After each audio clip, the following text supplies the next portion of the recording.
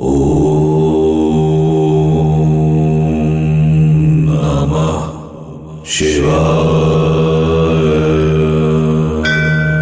गाथा कहानी।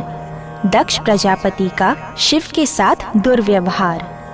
बहुत समय पहले की बात है। एक बार सभी संत, महात्मा और ऋषि मुनि प्रयाग में इकट्ठा हुए। उन सभी ने एक बड़े यज्ञ का आयोजन किया।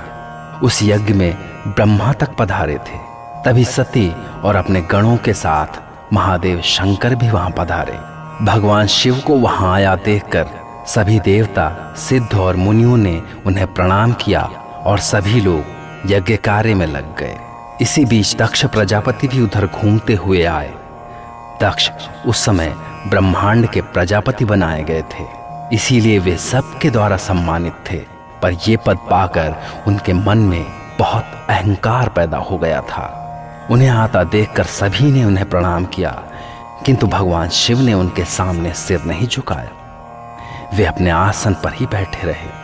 महादेव के इस प्रकार बैठे रह जाने पर प्रजापति दक्ष मन ही मन महादेव पर क्रोधित हो गए और उन्होंने सबको सुनाते हुए कहा, इस सभा में बैठे असुर, देवता, ब्राह्मण, ऋषि और मुनि सभी मेरे सामने मस्तक झुकाते हैं, किंतु जो भूत प्रेतों के साथ पिशाचों से घिरा हुआ बैठा है वो मुझे प्रणाम क्यों नहीं करता? इस धृष्टता का कारण क्या है?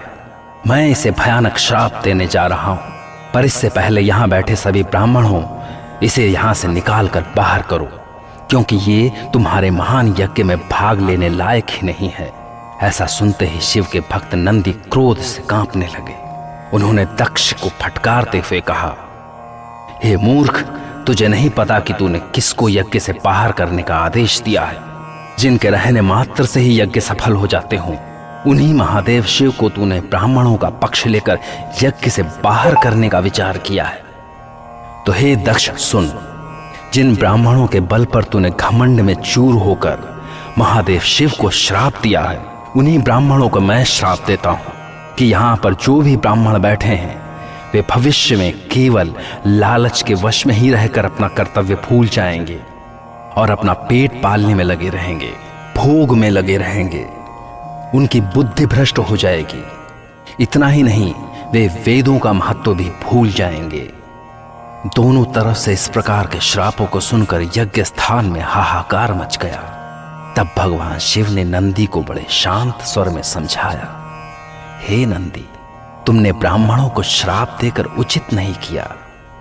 इन सब में इनका कोई दोष नहीं, और जहां तक दक्ष के श्राप की बात है तो मेरे ऊपर उनके श्राप का कोई प्रभाव नहीं पड़ने वाला, क्योंकि मैं इन सब से ऊपर उठ चुका हूं।